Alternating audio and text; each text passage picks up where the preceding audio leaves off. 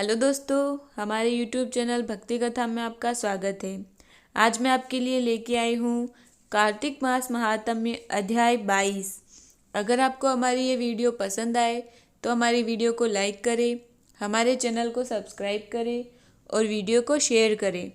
आइए शुरू करते हैं। ओम भूर्भुवस्वः तत्सवितुर्वरेण्यं भर्गो देवस्य धीमहि धियो यो नः प्रचोदयात्। उस प्राण स्वरूप, दुखनाशक, सुख स्वरूप, श्रेष्ठ, तेजस्वी, पापनाशक, देव स्वरूप परमात्मा को हम अंतःकरण में धारण करें। वह परमात्मा हमारी बुद्धि को सन्मार्ग में प्रेरित करे।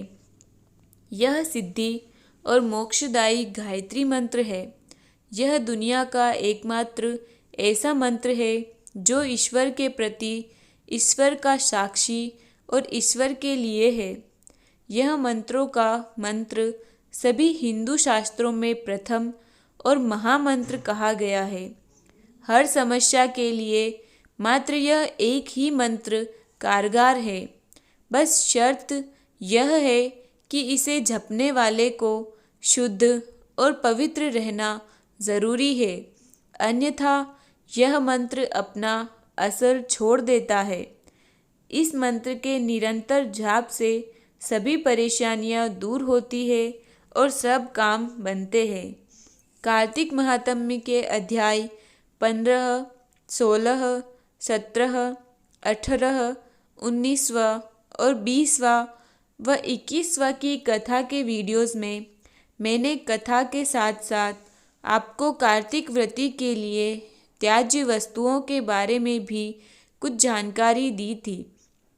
इस वीडियो में मैं आपको पुनः कार्तिक व्रत की उद्यापन विधि के बारे में कुछ जानकारी दे रही हूँ। उद्यापन विधि। कार्तिक शुक्ल चतुर्दशी को कार्तिक के व्रत का उद्यापन किया जाता है। कार्तिक महात्म्य के अध्याय 8 के अनुसार कार्तिक व्रत की उद्यापन विधि निम्न प्रकार है। कार्तिक शुक्ल चतुर्दशी के दिन तुलसी के ऊपर 4 द्वारों का सुंदर मंडप बनाकर तोरण बंधनवार बांधकर फूलमाला और चवर आदि से सजाए। मंडप के चारों द्वारों पर मिट्टी के पुण्यशील, सुशील, जय और विजय भगवान के द्वारपालों को बनाकर उनका पूजन करें। फिर तुलसी के चारों ओर अनेक रंगों से सुशोभित सर्वतोभद्र चक्र बनाए।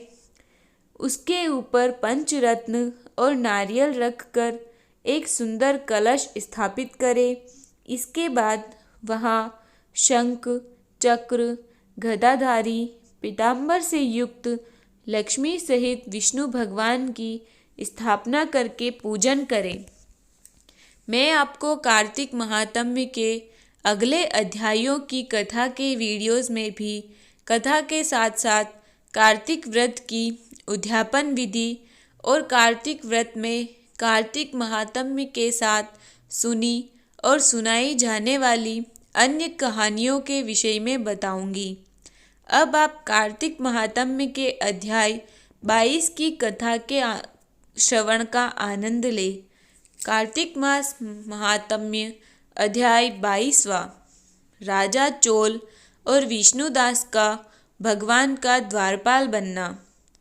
विष्णुगण बोले, हे धर्मदत्त, एक दिन विष्णु भगवान विष्णुदास नित्य कर्म कर रहा था। तब उसका बनाया हुआ भोजन कोई मनुष्य छिपकर चुरा कर ले गया। भोजन पदार्थों को वहाँ न देख कर दोबारा भोजन बनने में देरी होने के कारण सायंकाल की पूजा में विघ्न हो जाएगा, ऐसा सोचकर उसने भोजन नहीं बनाया। दूसरे दिन रसोई तैयार करके जो भगवान के भोग की तैयारी की, इतने में ही कोई छिपकर फिर से भोजन चुरा कर ले गया। नारद जी बोले, हे राजन, इस प्रकार 7 दिन तक उसकी कोई रसोई की पवित्र सामग्री चुरा कर ले जाता रहा। वह महा आश्चर्य से युक्त होकर अपने मन में विचारने लगा कि यह सन्यासी का स्थान है, कभी इसका त्याग नहीं करूँगा। जो फिर रसोई बनाऊं तो सायकाल की पूजा कैसे हो? पाक भोजन बनाकर बिना भगवान के भोग धरे भोजन करना भी तो वैष्णवों के लिए उचित नहीं है। मैं 7 दिन से उपवास व्रती हूँ, आज भोजन की रक्षा करूँगा। इस प्रकार सोचकर रसोई बनाकर वह छिपकर बैठ गया। इतने में ही देखा कि भोजन चुराने एक चांडाल आया।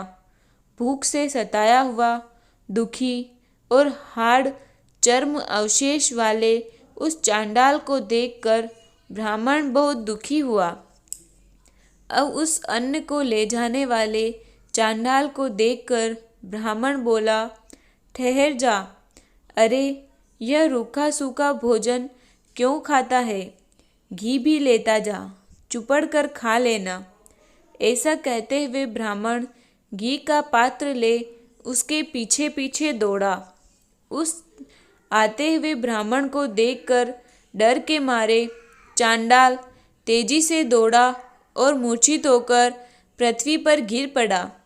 तब वह ब्राह्मण मूर्छित अवस्था में उस चांडाल को देखकर अपने वस्त्र से उसे हवा करने लगा। जब वह चांडाल उठकर खड़ा हुआ तो विष्णुदत्त ने उसे शंख, चक्र, गदा, पद्मधारी साक्षात भगवान नारायण के रूप में देखा, जिनके पीले वस्त्र, 4 भुजा और छाती में लक्ष्मी का चिन्ह है, किरीट पहने हैं, अलसी के फूल के समान प्रकाशमान ऐसे भगवान को कौस्तुभ मणि सहित देखा। सात्विक भावों से युक्त ब्राह्मण उनको देखकर स्तुति और नमस्कार करना चाहता था कि उसी समय इंद्रादि देवता वहां आ गए। गंधर्व और अप्सराएं प्रसन्नता से नाचने लगे। उसी समय वह स्थान सैकड़ों विमानों और देवता तथा ऋषिगणों से भर गया तथा गीत और बाजों का मनोहारी शब्द होने लगा और विष्णु भगवान सात्विक व्रत वाले अपने भक्त का आलिंगन कर और अपना स्वरूप उसको देकर वैकुंठ को ले गए। सुंदर विमान में बैठे हुए विष्णु के समीप जाते हुए विष्णुदास को यज्ञ में दीक्षायुक्त राजा चोल ने देखा। वैकुंठ लोक को जाते हुए विघ्न विप्र को देखकर अपने गुरु मुद्गल को बुलाकर राजा चोल बोला, जिसकी स्पर्धा से मैंने यह यज्ञ दानादि किया था, वही विष्णु रूप धारण करने वाला ब्राह्मण वैकुंठ को जा रहा है। दीक्षा लेकर मैंने इस वैष्णव क्षेत्र में हवन किया और दानादि से ब्राह्मणों का मन प्रसन्न किया, परंतु आज तक भगवान विष्णु मुझसे प्रसन्न नहीं हुए। विष्णुदास की भक्ति से ही प्रसन्न होकर भगवान ने उसको साक्षात्कार दिया। इससे ज्ञात होता है कि दान और यज्ञ से विष्णु भगवान इतने प्रसन्न नहीं होते जितने भक्ति से प्रसन्न होते हैं। गण बोले, तब राजा ने अपना भांजा गद्दी पर बैठाया, क्योंकि वह बचपन से ही यज्ञ की दीक्षा में रहा था। इसी से उसके कोई पुत्र नहीं हुआ। इससे अब तक उसके देश में भांजे ही राज्य के अधिकारी होते चले आ रहे हैं। राजा चोल के कोई पुत्र न होने के कारण उसने अपने भांजे को राजगद्दी का अधिकारी बना दिया और आप विष्णु भगवान की भक्ति करने लगा। बहुत काल तक भक्ति करने के बाद भी भगवान विष्णु के दर्शन नहीं दिए तो उसने अग्नि कुंड में कूदकर प्राण त्यागने का विचार किया। पश्चात चोल यज्ञशाला में जाकर अग्नि के आगे खड़े होकर विष्णु से प्रार्थना करने लगा, हे विष्णु, मुझको मन, वाणी और कर्म में स्थित भक्ति दो। यह कहकर राजा सबके देखते देखते अग्नि में कूद पड़ा। तब मुद्गल ने क्रोध से अपनी शिक्षा उखाड़कर घेर दी।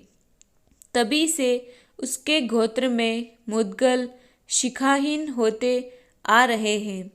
तभी उसी समय अग्निकुंड से प्रकट हुए भक्त वत्सल भगवान ने राजा चोल को आलिंगन करके अपने श्रेष्ठ विमान में चढ़ा लिया और अपना स्वरूप देकर उसको सब देवताओं समेत वैकुंठ को ले गए।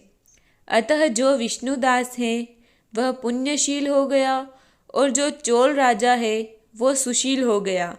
इन दोनों ही बराबर रूप वालों को भगवान ने अपना द्वारपाल बना लिया। अब आगे का वृतांत 23वें अध्याय में सुने। इति श्री कार्तिक मास महात्म्य द्वाविंशति 22वां अध्याय संपूर्ण। जय श्री कृष्ण।